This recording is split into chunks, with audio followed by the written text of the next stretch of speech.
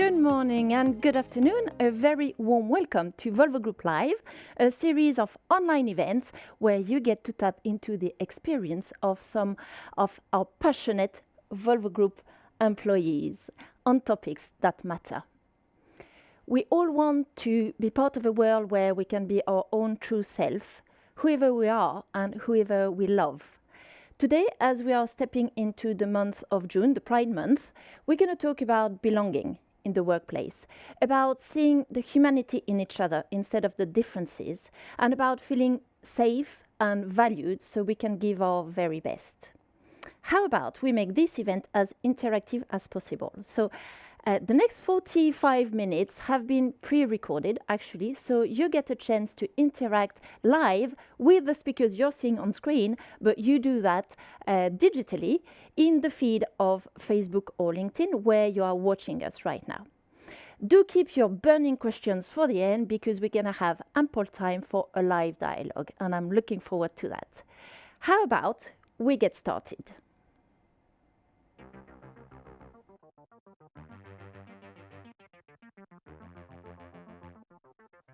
Welcome to a live digital event. Celebrating every employee's uniqueness. Smashing misconceptions about sexual orientation. Be inspired by real stories.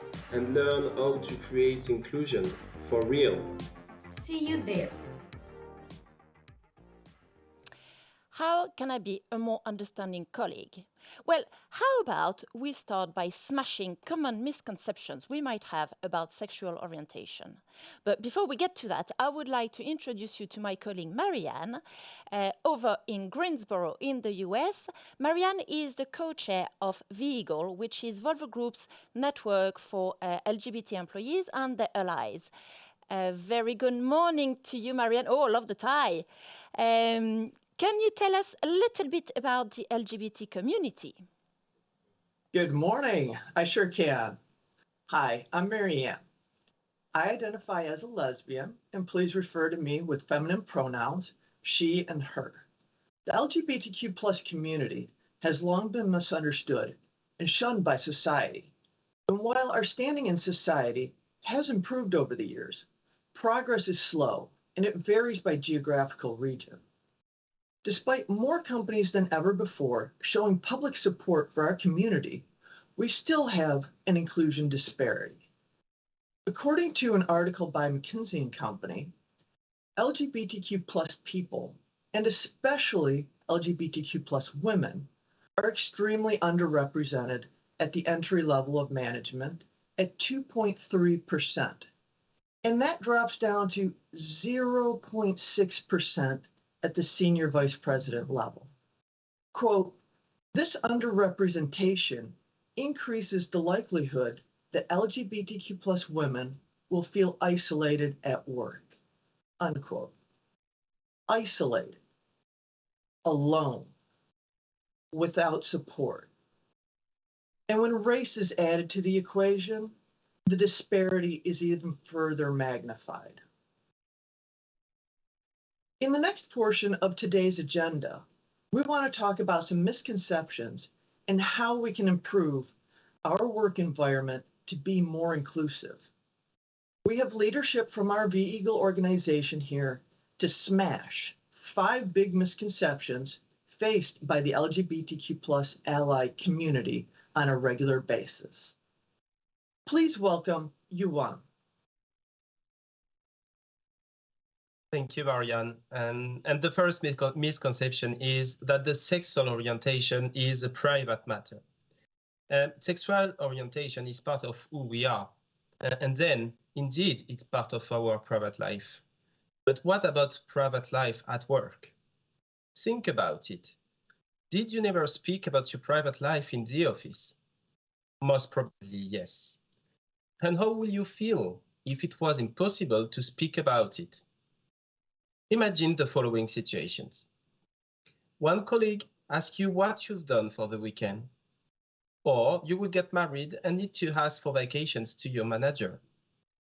And finally, a new team member is coming and each team member is introducing himself or herself. Imagine you cannot reveal the truth. What strategy will you choose in those situations? For instance, you can lie and invent an imaginary situation that will conduct you to be stuck in this false private life later on. Another strategy is to avoid answering and say nothing.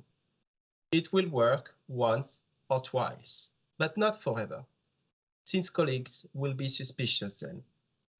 How about getting embarrassed and try to find a way to get out of this situation, but colleagues will be wondering why you don't want to speak about your private life.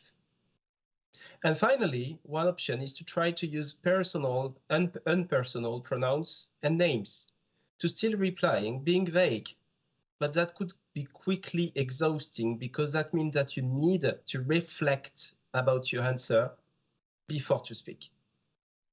So put yourself in the shoes of this person. How will you feel if you would need to choose? How can we be happy at work if we cannot really be who we are? We should give the opportunity to people to express themselves as they are and feel welcome. That's why diversity and inclusion is so important. It gives you energy and increases your performance. Over to you in the studio, Martin. People in our LGBT plus community often get the question, when did you decide to be gay?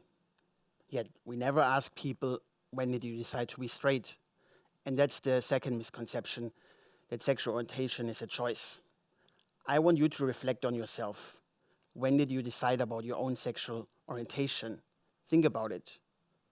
You maybe realize you haven't done that until now, and that is good, because you shouldn't. It's an essential part of your own personality, of who you are, or how you're born, and it cannot be changed. Just like my eye color and my hair color. I'm born with blue eyes, I cannot change that. People who believe sexual orientation is a choice, they do not really explain why somebody would choose a life in discrimination, why a young person would commit suicide because of their sexual orientation rather than just deciding to be straight. So I want to rephrase the question and say, when did you accept yourself? I always knew I'm gay, but I needed time to accept who I am. And that is what I want you to remember from today. We all have maybe different sexual orientations, different gender identities, but at the end, we just want to be our true selves. And that is what unites us. And now we move over to Anya in Poland. Thank you, Martin. The next misconception is that if there are no formal complaints, homophobia does not exist.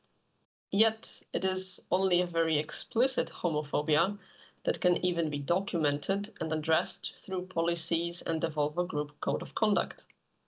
Simply prohibiting discrimination and harassment while expecting that the misbehaviors will be reported and get solved is not enough.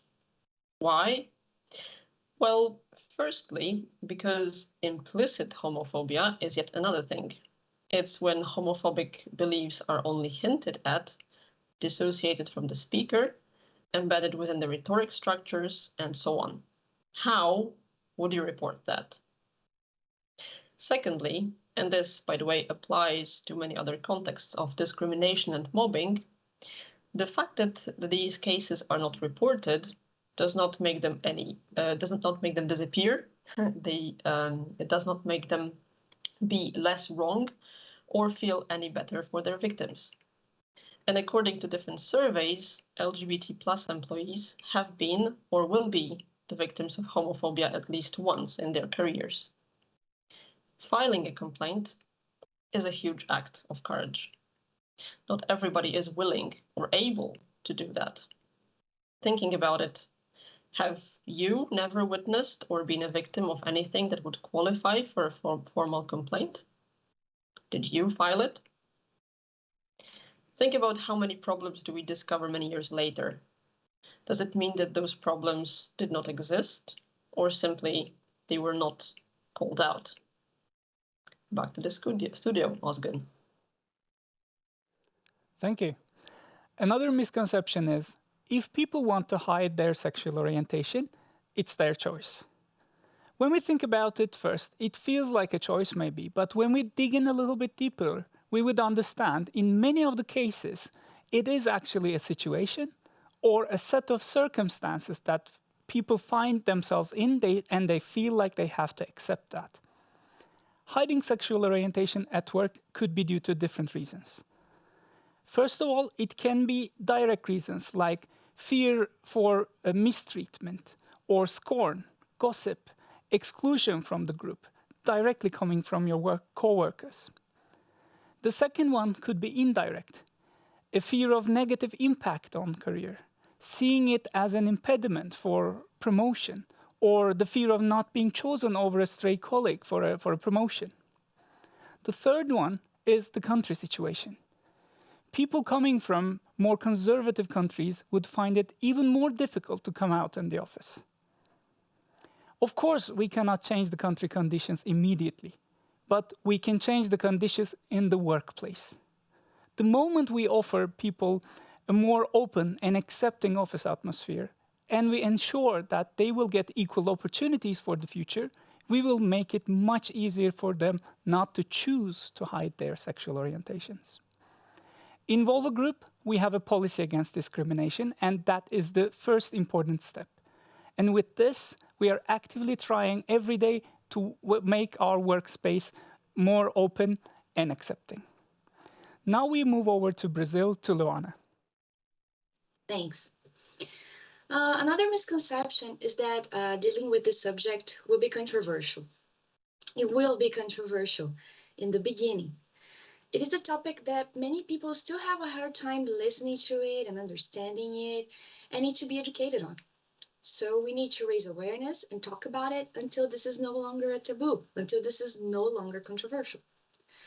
Discussing this is about taking social responsibility, is about preventing potential discrimination and harassment cases, as we already mentioned in one of our previous misconceptions.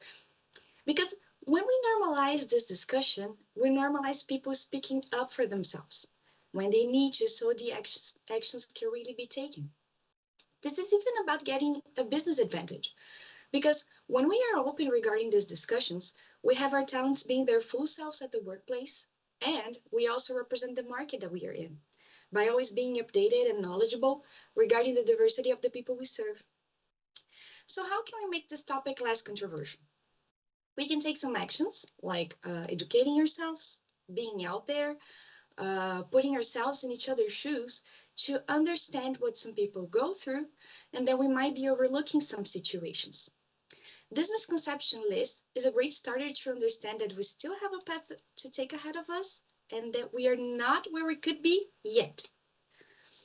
When we see ourselves annoyed by this subject, thinking about the controversy of bringing it up, we should really ask ourselves, is caring about other people controversial?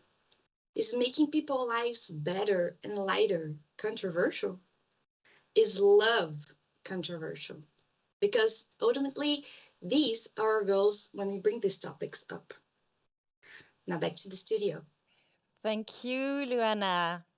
And thank you for this mosaic of advice. I think we probably tend to see ourselves as inclusive, right? But sometimes it's good to stop, take a hard look in the mirror, and really challenge our deeply rooted biases. Because our thoughts shape our actions, and our actions shape the world.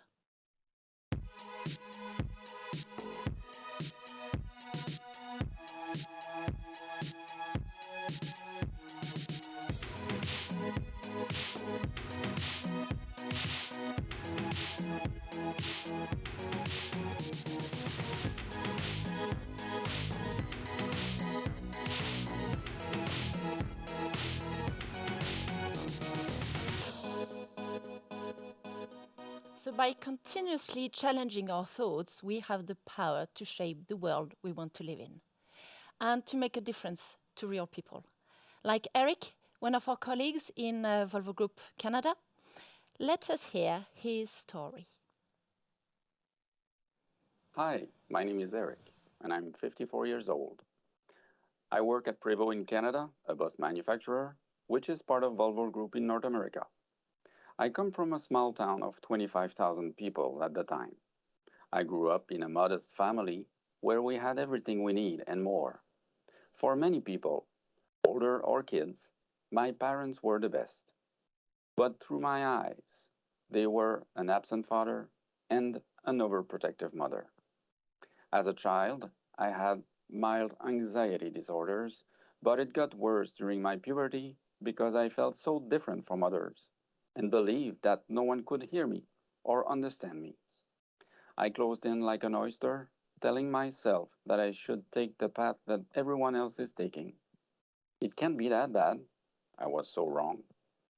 I was forced to come out at 32 after a few tumultuous years of fighting with myself. Suicide was calling me, but it never occurred. What held me from doing it? I'm still wondering. It was not easy to come out because I was married with two young children. I wasn't able to break the bond of the traditional family that I had created. I was terribly afraid of what could happen: rejection, anger, misunderstanding. What my kids will think of me. I had to do it, despite the fact that I didn't want to pronounce the word homosexual. I had to learn to live again, to convince myself that I had to live for me and not for others. I got on therapies, one after another, and by sowing seeds here and there and letting them grow, a few harvests followed. Along this road of over 22 years now, my character has been forged more and more, and well-being has settled. Never again will I accept to be someone other than myself. You might wonder what this has to do with work, right? Well, I'm free to lead my private life as I wish. So why not leave this private? Well, being myself, being real, also means that my coworkers have to know the real me too. It is very important to me that my workspace is as easy to live in as possible because at the end, you spend more than a third of your life at work. So it can't be as miserable an environment. Otherwise, you get into a spiral of deceptions. At Volvo, it was easy for me to integrate my position as soon as I arrived in 2016 because I quickly realized how much the mentality of diversity was present. The notion of diversity promoted by Volvo is innovative and fulfilling by presenting everyone's similarities and showing that differences bring much more than we think in everyday life and work. On this point, I believe that Volvo is a pioneer in promoting all forms of diversity. We are in an era where taboos fall down and people are more and more open-minded. Since the internet arrived in our world, communications are all over the world are easier, and we are more curious about what is happening in other countries. Learning to be yourself is not always an easy task. Perhaps we can all relate to this to a certain point. Are you fully your true self at work? Do you dare to let your true colors shine? Or do you fear that maybe you won't be appreciated for your sexual orientation, or it could be your personality, your background, or your unique abilities? As I was mentioning before, we have to understand how we feel through our beliefs, our knowledge, and take one step at a time. And at a certain point, we get more comfortable with what we are instead of trying to be what others want us to be. It takes courage and energy, but I believe that everyone, yourself, your colleagues, the company, and society will gain from authenticity. So I decided a few years ago to get involved in my community through an organization called Miels Québec. This organization that was created with the arrival of AIDS in the 80s. I participate in a pairing program with homosexual men that are questioning themselves and requiring individual or group support in order to achieve their own goal. This translates to answering questions, help with their coming out, help with communication, or any other subjects about their sexual orientation. I had no such service in my community at the time, and I believe this is important. No one should stay alone on their own to try to figure out things that are not obvious. The workplace can be a very lonely place, or on the contrary, a place where we can find trust and comfort from open and inclusive colleagues. To conclude, if I can help someone to get a better life, well, I will have at least participated in the development of a better world. Thank you. Thank you, Eric, for sharing your journey with so much openness and authenticity. I would like us to meet another colleague, Marcin. Most welcome to you, Marcin. Tell me, did you have the same experience as Eric when you came out? It was in Poland at the time. And what difference does it make to you to be able to be your true self at work? Thank you for having me. My name is Marcin, and the story I want to share begins around 1990, when I was 17, 18 years old. And at that age, I started to wonder if I should date anyone. I was already aware that there was something different about me, but back then, I was not really ready to live the way I felt. I took the shortcut and chose the society suggested way of living, meaning to get a good education, marry, and have a wife, and then possibly a kid. And then at that time, a woman came along, and actually we started dating. And to our surprise, a couple of months later, we figured out that we would become parents. So you can imagine that was a big shift in my mind, because that was something that the way my life changed a bit. And at that time, I decided really to follow the traditional way of living, meaning I accepted the role of a father and a husband.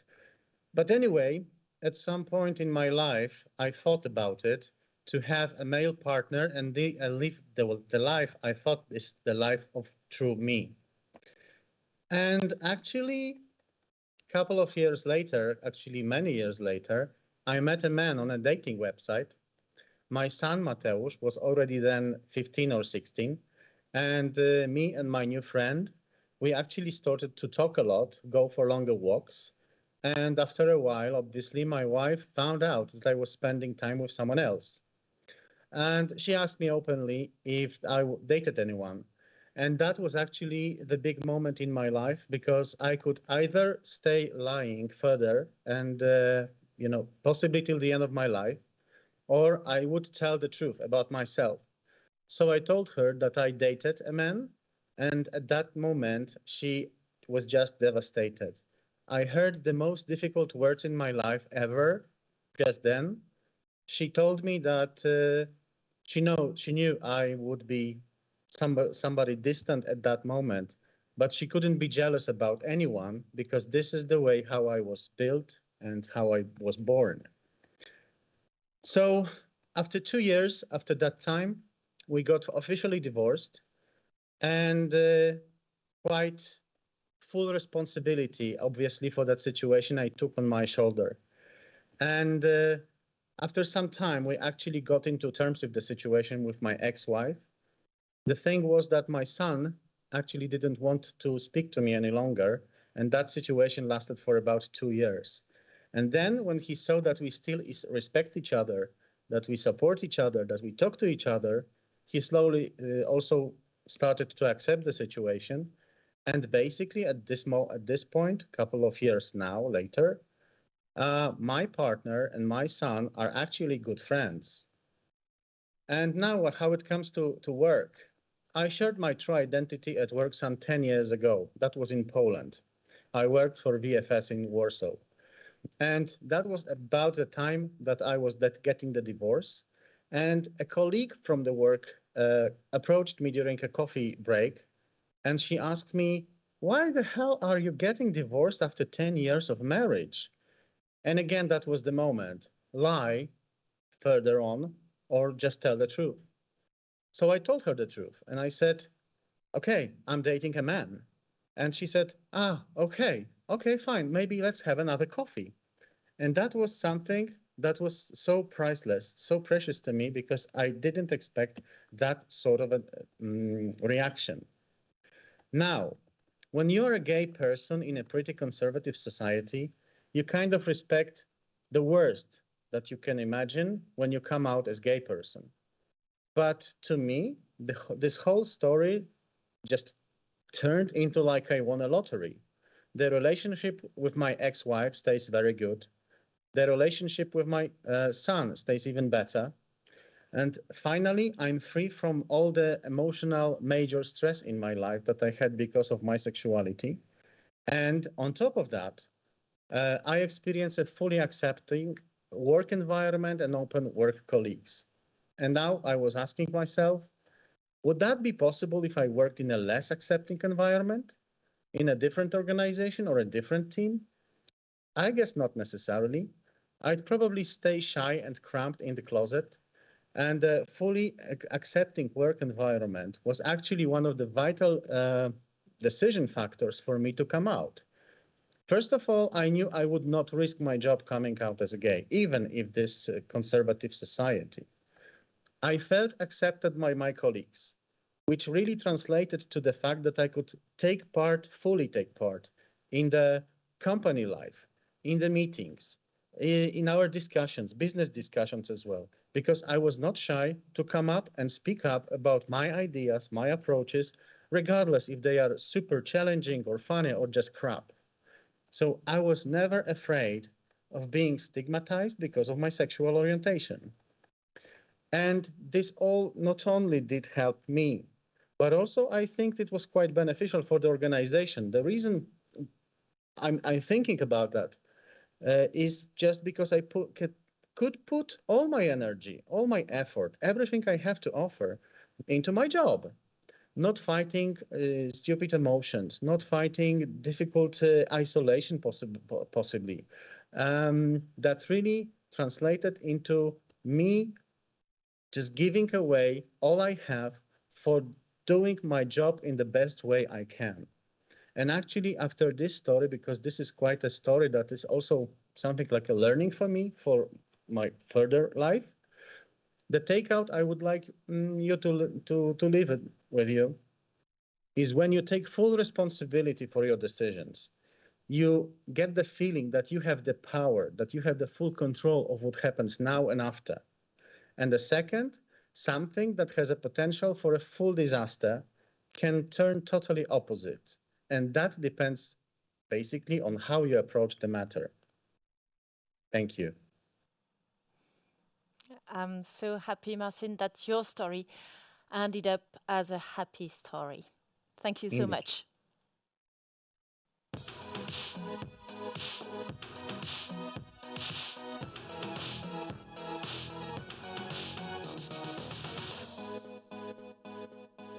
Some of you watching today are probably managers. How can you exercise your influence to create enough trust and safety in the workplace to allow everyone to let their true colors shine through? And what is there to gain in terms of business benefits for companies? I've had that discussion with a senior leader, Tabitha, who was appointed managing director in the UK for Volvo Financial Services back in 2019. Let's hear her insight in the matter. Hello, everybody. I'm really pleased to have the opportunity to be with you today. Diversity and inclusion is very important to me, and I wanted to talk to you about an important time in my career when I felt that I was able to make a difference. So, as a leader back in 2019, I wanted to create a workplace where people wanted to come into work, and not simply because it was a job that paid the bills, but because it was a place where they wanted to be, because they felt safe and valued as a team member, and that they had equal opportunities to learn and develop and grow with our company. And that mattered to me because when your team is engaged with members that feel psychologically safe and they are confident to bring their ideas to the table because they know that they will be heard and respected, you tap into that hidden potential, and you create the environment where individuals and teams are actually able to perform. So the company was undergoing significant change, management and structural, and I knew from some of the feedback that I was receiving that we had some areas to address surrounding inclusivity, both in respect of unacceptable behaviour with things like banter, but also through opportunities and progression, and whether or not they were available to everybody if they were open about their sexuality. So practically speaking, I sat down with my management team and local HR business partner, and we agreed some actions that we thought would help foster a cultural change, where we would move across to embracing diversity and what makes us different, and not just tolerating each other. So in my town halls, either myself or a guest speaker, we would talk about topics surrounding things like mental health and well-being. We talk about the gender pay gap, support programs surrounding pensions and personal debt. Talking about topics that are difficult for some people to be open or to approach in terms of a conversation. I also actively participated in things like local international men and women awareness days. I presented at a Connected Women's event in Sweden, sharing my own experiences, and showing that it's okay to be open about some of the challenges that we face as individuals, because in sharing that, you gain strength and ideas about how you as a person can tackle some of those things when you experience them. I also asked for specific D&I training, both for the team that I was in, but also the team that I was leading. And that was intended to raise awareness about all aspects of diversity and inclusion, and to help us to understand our own unconscious bias and to actively appreciate why embracing diversity is so important for us all. And I think it was the creation of that environment where people felt it was safe to talk about those personal or difficult topics. That as a result of that, a member of my team approached me, and they were part of the UK Volvo Eagle network. And it's a network that includes Volvo employees who are either LGBTQ plus members themselves or actively supporting allies of the group. And the employee sent me the manager's guide to improving workplace inclusion. And I emailed that out to the whole company and sort of highlighted aspects that resonated with me, but also connected it to the values that we have as an organisation. After that, I also joined the network as an ally to further sort of strengthen my visible support for that community. One of the direct results of this was that the retention and engagement of our people improved. I know that one person in particular was looking to leave the organisation because they didn't feel that they could be open about their sexuality. They felt that if they were, then it would inhibit their career progression. I also think it boosted our reputation as a company. I mean, there was a message that I received from a friend of one of our employees on LinkedIn, and they were telling me about all of the positive messaging that they were hearing from this employee about our company and the activities that we were taking, and that it led me to think about the fact that our employees are our best advocates externally. And, the opportunities that we can gain in losing or attracting a diverse team very much depends on how people talk about their experience at work when they're out. As I came to the end of that position, we were awarded a Great Place to Work status. It was the first time that we'd entered that recognition in the UK, and we achieved the highest first-time entry in our peer category. Even better than that, we were awarded an excellence and wellbeing recognition, which was a real reflection of how the team had pulled together more and more over time, building that inclusive working environment. When I reflect on all of this, I think, I've never been afraid to call out bad behaviour, but what I think is important to remember is that you don't need to be a senior leader to have an impact or to drive change. We all have the power to stand up and speak out, and we must all have that courage to challenge our own unconscious bias, but also to create that environment where we truly celebrate what makes each of us unique. Thank you.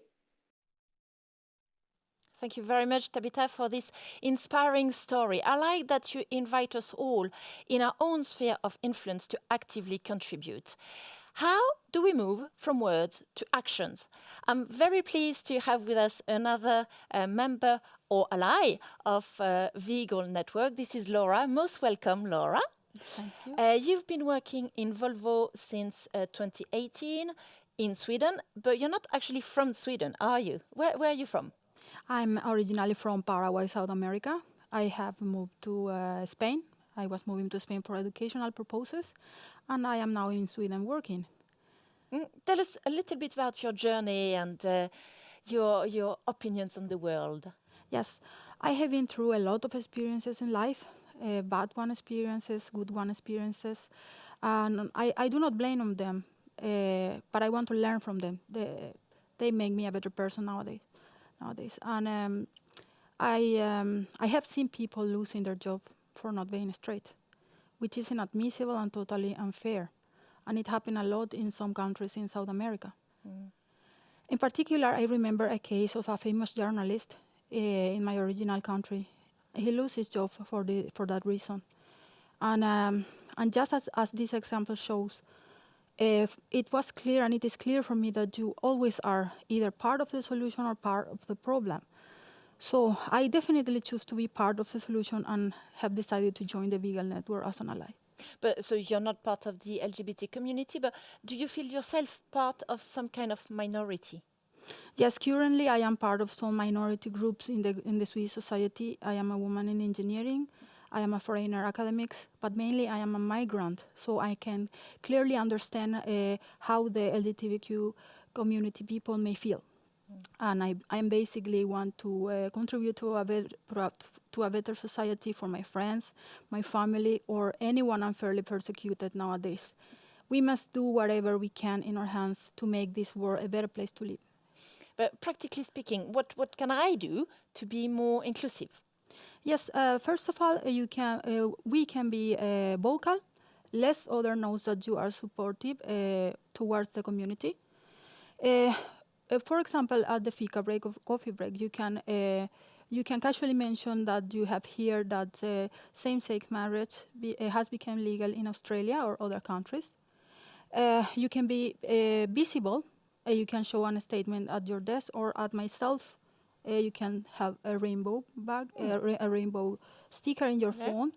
You may think these are just details, but they are not. People will notice and they will appreciate it for sure. Then you can also talk inclusive. At the moment, to ask for the personal situation of a colleague at work, you can formulate the question in an inclusive way, like, does your partner, he or she, work for Volvo, for example? You can act on negative comments. If you hear an offensive joke against a colleague in the community, let them know that the behavior is inappropriate and that you do not appreciate it at all. And at last but not least, offer your support. If someone confides you, let them know how much you appreciate the trust. You can show empathy, care, and if we talk about a concrete case, it can be a colleague who wants to communicate his truth to the rest of the team and the team members. So, offer your support. The most important thing is to let them feel comfortable, that there is not any hurry to proceed, and whenever they feel ready, this is always the right moment. You, Laura, does it matter to you to leave society in a better shape for the next generation? Yes, definitely. I have some concerns as a mother, and I am also in a process of adoption. So, as parents or future parents, we always want to be there for our children. Whatever they may face in the future, we want a better society ahead of them as well. So I want for my kid the same level of comfort at the work environment, their universities, their schools, as I hope they may feel at the moment when they come to tell me, Mama, I'm gay, or Mama, I'm straight. I want them to feel comfortable to stand in their truth. So we need to create awareness. And we can do that, for example, in social media. I am doing that by sharing my thoughts and reflections about every event in the community.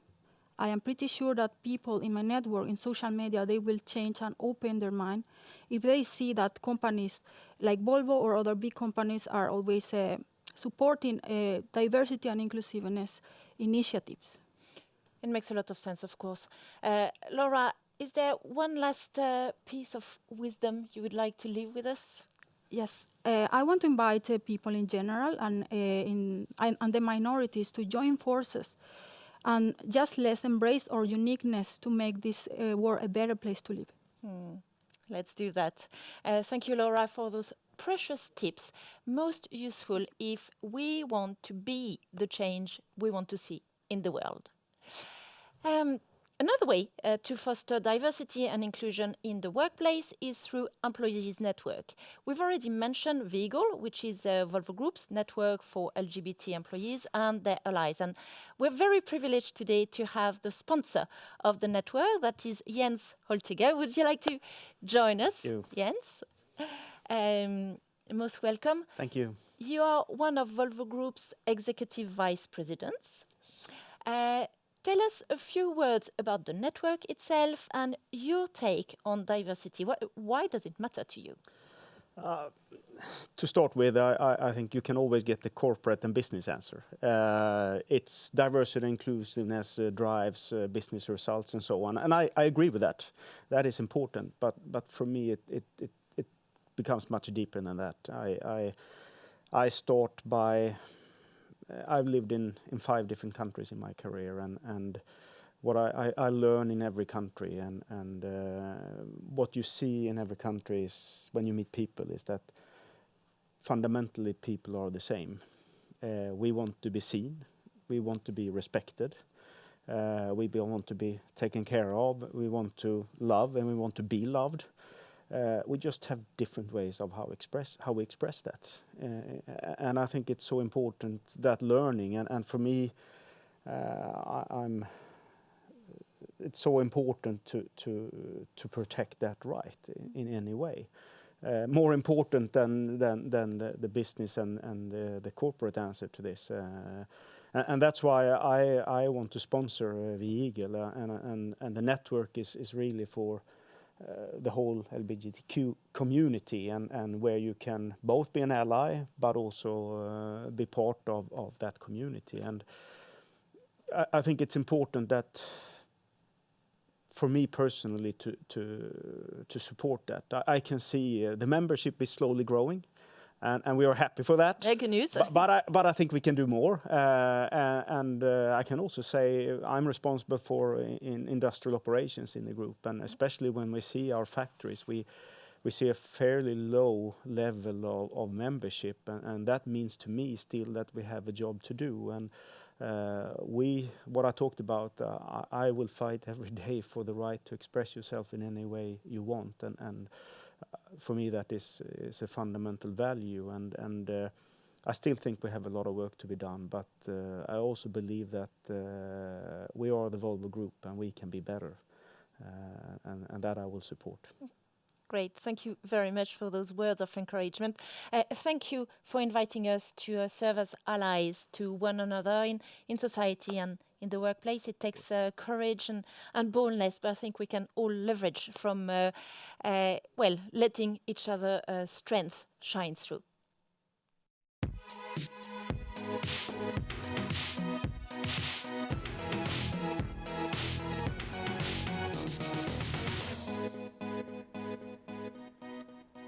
And welcome back. We are live in the studio in Gothenburg, which is actually the headquarters of Volvo Group in Sweden here. I hope you've enjoyed the past testimonial. Now, over to you. We would love to hear your voices, your questions, your burning questions. And to do that, we're going to use another app called Menti, for some of you who are familiar with it. It's very simple. You have a QR code appearing on the screen right now. So scan it with your phone or type the code in menti.com and fire away with your questions. To answer those questions, we have some co-chairs of our VEGAL network. So this is Özgen and Martin. And online we have Johan and Marianne and Luana. Okay, so ask us anything, right? Do we have a first question coming in? Cool. Has any one of you ever felt a victim of workplace discrimination? I don't know, can I fire that one away for you, Marianne? Have you ever felt discriminated against in the workplace? You know, I got to say, yes, I do feel like I've been discriminated against, and I'm not a person who wants to see myself as a victim, so I choose not to. But I was married for many years to my wife before the U.S. changed the wording in the Defense of Marriage Act, and they struck out the part that defined marriage as between a man and a woman. So once that changed, I was able to change how I filed my taxes and include my spouse on those, and that makes a significant difference. It also enabled me to cover my spouse or my wife on my work health insurance policies, where before that point in time, companies could say, well, we don't accept that your marriage certificate because you are two females rather than a male and a female. So we will not extend benefits to you and your family. So that is discrimination that I've faced, and I'm very happy that that part of the world has changed and for the better, in my opinion. Thank you. Thank you, Marianne, for this story, this personal sharing. Another question. How do you think we could bring more allies to our employees network, Vigo in the Volvo Group, out there, in different markets? I don't know, Özgen, do you have a take on this one? How can we attract more allies to an employee network? I think the key for this is what we have done in Sweden the last couple of years, 3-4 years, I can say. We have done a lot of seminars on this topic, have almost the same content presented in that seminar continuously in years. It was also before COVID period. We get to meet people face to face. So talking about this topic is very important, I think. So it attracts a lot of attention from people. At the same time, I think it's good to also distribute a bit of merchandise to these people. A few flags, stickers we have, they put these stickers on their laptops. So when they open their laptops, they're visible. And you can give them pins, they can put them on. So these kind of visibility also attracts other allies and also encourages other people to come out and join as members too. And maybe it's a question from me. I think this employee network within the company has been very helpful. Is that, would you say, a best practice you would recommend to anyone watching who works for another company than Volvo Group? I don't know, Johan, you work in France, you are very active in the network. Is that a best practice you would recommend to other companies to launch such an employees network? Yes, I would definitely recommend that. I mean we have so many examples of people who have been witnesses that it's a great benefit to have such a network in a company, and we also try to benchmark our network with other network inside other companies. And also try to promote that in companies where they don't have such a network. So that's definitely something that we try to communicate in other companies to promote it and to promote the benefit for the employees. Another question here about trends in society.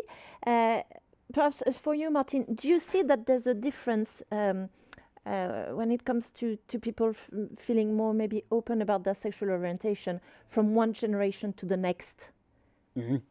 Yeah. There, I have actually read a study some weeks ago that has been done in America where they asked the population how many of them consider themselves to be part of our community.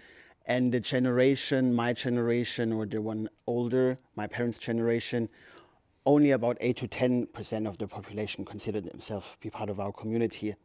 Okay. But teenagers born after 97, actually 20% of them consider themselves to be part of our community. So the trend is increasing. And the study also says, or the research, that it's based on the social media, the internet, the TikTok generation, that they get to know on such an early stage their information. They understand much earlier their own identity and their sexual orientation. So if we think like that, 1 out of 5 teenagers today is part of our community. And that, I believe, we have to drive the change. Like, we have to create a work environment for our next generation that will become soon our employees. Of course, most definitely, yes. Yeah. Thanks, Martin. Let's go over to Brazil. Luana, I have a question for you. What is the biggest difficulty when creating inclusion in the workplace? What's your take on that? I believe that, of course, we have a whole range of difficulties like the ones we said in the video before, all the misconceptions and everything.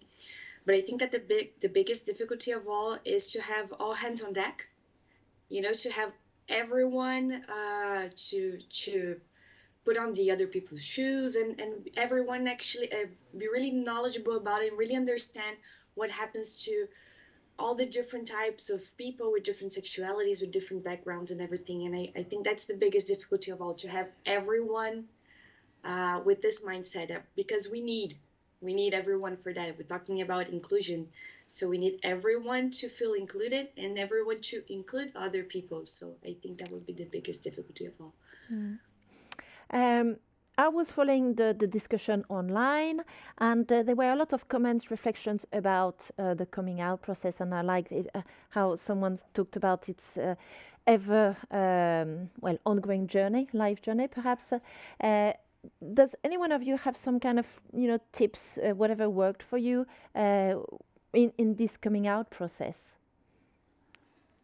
I think it helps to see some signs, especially in the office. I will just connect it with what I have said earlier. If you distribute people merchandise, and if those people display these just next to their desks, there's a flag, somebody has a rainbow sticker on their computer, then you automatically see as an LGBT people that this person is probably LGBT friendly. I can come out to that person. I can mention that I have a same-sex partner to that person. So these things, I think, make a lot of difference for us to be able to come out easily at the workplace. That's the simplest solution, I can say. And Marianne, you mentioned that you came out quite early. How did you go about it? I don't know if it was early. I think it was a little bit of a long, drawn-out process for me. But I was 30 years old, and I had just gotten married to my wife before I completely got out, before I finally told my family. And so to me, that was taking a long time. I started with telling my friends and just kind of slowly making my way out. I also worried about other people's feelings and how they would accept me or not accept me. So I actually went through a transition period where I told people that I was bisexual as kind of a gateway to get myself out of the closet and take ownership and have acceptance of myself as a lesbian. So I guess I was a little bit of a tumultuous coming out in my own way. I kind of dragged it out a little bit farther than I maybe should have or needed to. I think taking ownership of yourself is probably the most important part, because your own feelings, your own self is more important than what somebody else thinks about you and their feelings. Thank you, Marianne. We have time for one last question. By the way, I'm told that not everyone can access Menti, so I'll tell you what, I would love for this conversation to carry on online, on Facebook and on LinkedIn, and we'll make sure that we will join and provide our points of view. So that one last question, how can we make sure that LGBTQ plus people outside Volvo who are willing to apply, who are willing to apply, too many pop-ups, I can't read the end of the sentence, who are willing to apply to an intern vacancy or something like that, knows that the company will accept them. Anyone wants to go at this one? Well, I would say this event is a good start. I can take it. Yeah. So, with actually what we are doing right now to doing these lives and being out there and showing really what Volvo is about, showing it more broadly, more externally. We have a very internal project about this as well, but showing it externally, like here on LinkedIn, here on Facebook. So we are doing our part, showing people that we are really open and that we really need everyone, every types of people. We accept everyone. So to show people what really Volvo is about. So I think that's what we can do, and hope everyone gets the message. Let's cross our fingers because this is really, really important. This is all we have time for. A lot of food for thoughts today. Thank you so much, our dear speakers. Thank you for your questions, for your input. If you were to summarize your key takeaways of today with one word, what would it be? So let's go back to Menti. For those of you who get access to it, you're going to get one question. How would you describe your experience of Volvo Group Live in one word? So scan the QR code or go to menti.com and enter the 8 digits code here. Okay? We're going to build a word cloud all together. But for now, Oscar, if I were to ask you your main takeaways, what would you say? Yeah, my main takeaways from today is that sexual orientation and gender identity is not a private matter or a choice. Hiding sexual orientation is not a choice either. And the fact that we do not have any complaints about it doesn't mean there is no problem that doesn't exist. And it should not be controversial to talk about it at all. Tomorrow, if you want to make a difference and if you want to be more inclusive, there are things that you can do. First of all, you can put small indicators in your daily talk. You can use more neutral terms when addressing people. You can try to help people who would like to come out, and you can act on negative comments and behavior the moment you encounter them. You should remember that by doing these little changes in your life, you will create a huge difference in LGBT people's lives in the office. So with that, I say, let's change our ways, let's be more inclusive and change the world together. I love this invitation, Ozgun. And how about we start practicing already today, right? What are your main takeaways with one word? Can we see the word cloud we have created all together on Menti? Oh. Well, by the way, I love the colors, right? Yes. It's a little bit like the... I think we see fantastic love. Inspiring, inclusive, proud, inclusive, hopeful. There was a good comment about the captions on LinkedIn. It's true that the platform doesn't allow for automatic captions, so we're going to have that on Facebook and YouTube. You see opportunity for possibilities. Yes. That's really great. We see the words we want to see here. I think like they're really good words. I hope so, yes, yes. Thank you so much for this heartwarming feedback. Well, if you have found this event relevant, don't hesitate to tag friends and to promote the replay to your network on LinkedIn, on Facebook, on YouTube. Together, we can shape the world we want to live in. It's been a pleasure to be with you today. I wish you a great end of the week, a great Pride Month, and bye for now.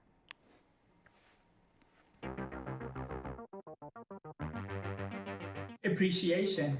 Feeling safe. Growth. Belonging. Trust. You.